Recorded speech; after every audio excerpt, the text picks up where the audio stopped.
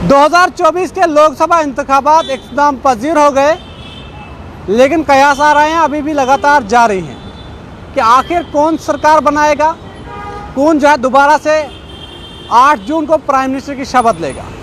लेकिन मैं आपको बता दूं कि दोबारा से जो है एक बार फिर से देश के प्राइम मिनिस्टर की शपथ लेने जो है वो वज़ीर आज़म हिंद नरेंद्र मोदी लेने जा रहे हैं। क्योंकि अभी तक जो है वो कयास आ रहे हैं लगाई जा रही थी कि एनडीए के जो कुछ पार्टनर हैं वो जो है एनडीए का साथ छोड़ सकते हैं, जिसमें नीतीश कुमार का नाम आ रहा था और टीडीपी पार्टी यानी चंद्रबाबू नायडू का नाम आ रहा था।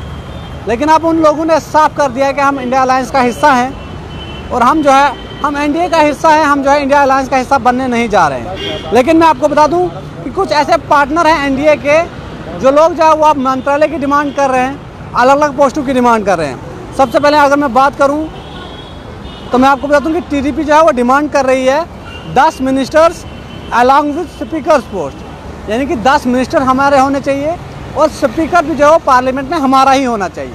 ये टीडीपी की डिमांड है एनडीए से।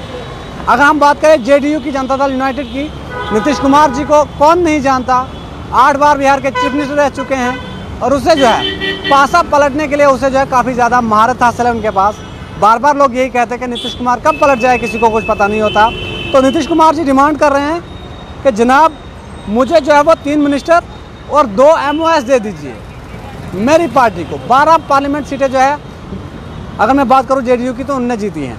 उसके बाद एकनाथ शिंदे जिसे जो है वो असली शिवसैनिक करार दिया था भाजपा ने महाराष्ट्र के अंदर, और उद्धव ठाकरे वाली शिवसेना को जो है वो नकली शिवसेना करार दिया था। वो एकनाथ शिंदे वाले जो पार्टी है उनकी डिमांड है 1 मिनिस्टर प्लस 2 MOS, यानी कि वो लोग भी डिमांड करें कि हमें भी जो है 1 से प्लस मिनिस्टर्स और 2 MOS जो है वो मिलने चाहिए।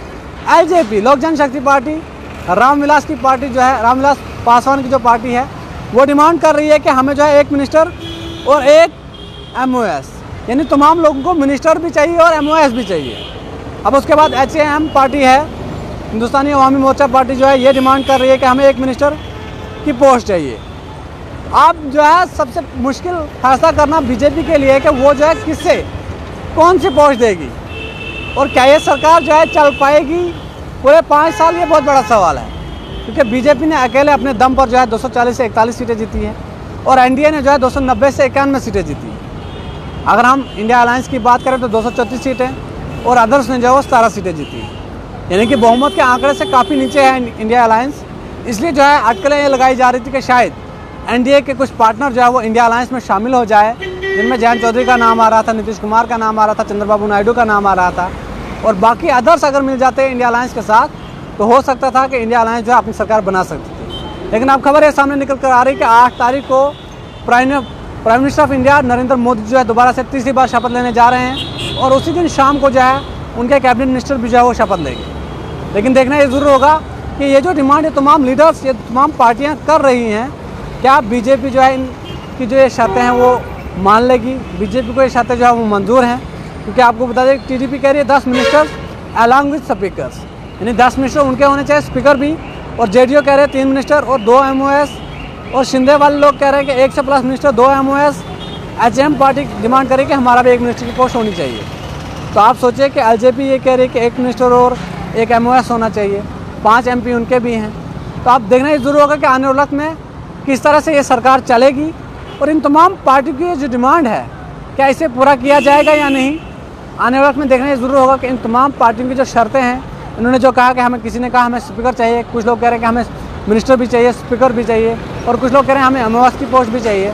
इन तमाम लोगों को देखना ये ज़रूर होगा कि 8 जून तक जो है इन तमाम लोगों की जो बातें हैं, जो शर्तें हैं, इससे जो है मान लिया जाता है, कबूल कर लिया जाता है या नहीं। जो भी अपडेट हम तक पहुँचेगी हम अब तक पहुँचाने की ज़रूर कोशिश करेंगे।